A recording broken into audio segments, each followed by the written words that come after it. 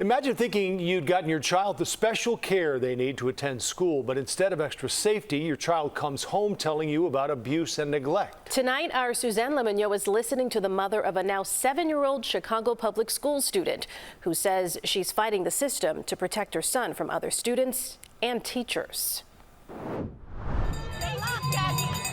Every school year begins with hope and promise. Even the mayor joins in. He brings life to any room that he enters. And for little Carter, How's your day going? Doing good. the start of school You doing good? Yeah. brings some troubling feelings. You want to go to school? No. Because this cute, giggly boy is not like most children his age. It's been very difficult to raise him Here's mom, Shanika Crane. because I was a single mom. He can be challenging at times Don't lose focus. Look at me. What do you mean?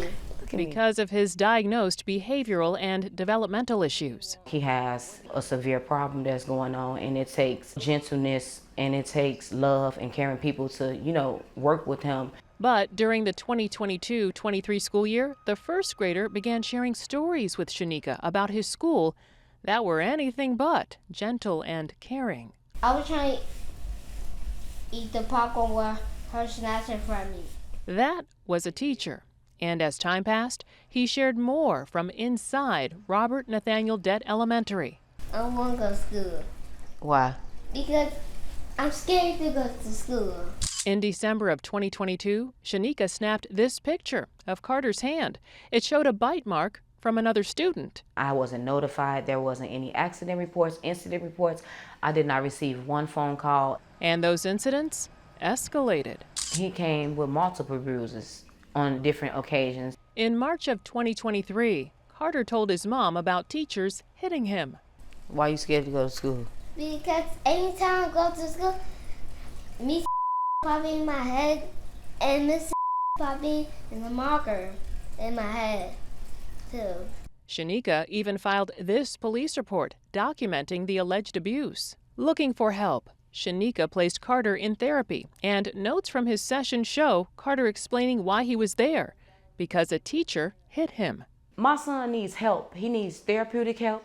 Shanika also filed a complaint with DCFS. She says she learned that same day an anonymous complaint was made against her to the agency. When you stand up for your child, they started to retaliate on me. They put DCFS cases on me. DCFS said both complaints were unfounded. You were banned from going back to the classroom to volunteer after you spoke up. Yes. 4 months, Shanika texted school officials demanding they address her concerns. Nobody's listening. Nobody's hearing me. Nobody cares. Shanika and Carter aren't the only ones who reported feeling unsafe at Dett that same year. An annual CPS survey found about 20% of the students at the school reported not feeling safe or comfortable with their teachers. 57% said they didn't trust their teachers, and 28% of the teachers felt the same way about each other. A CBS News Chicago review of student misconduct cases here at Dett reveals a troubling history.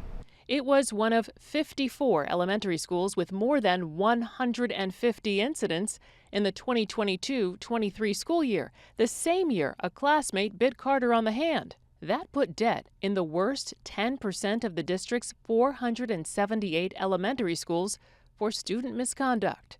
Not good, but an improvement over the year before, when Dett was one of 11 elementary schools with more than 300 misconduct cases, making it among the worst 2% of elementary schools. I would just like to say how disappointed and angry and furious that I am, because they are aware of things that are happening, and it's like they're failing our children and they're not trying to do anything. And the fact that it took 300 and probably plus more that's not even documented, it's just, they failed us as a whole.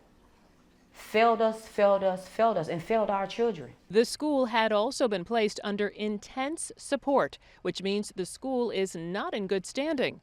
CPS also required a debt improvement plan for the 2020 through 2022 school years. I think they need to start listening to the parents. Parents' voices definitely and concerns need to be heard.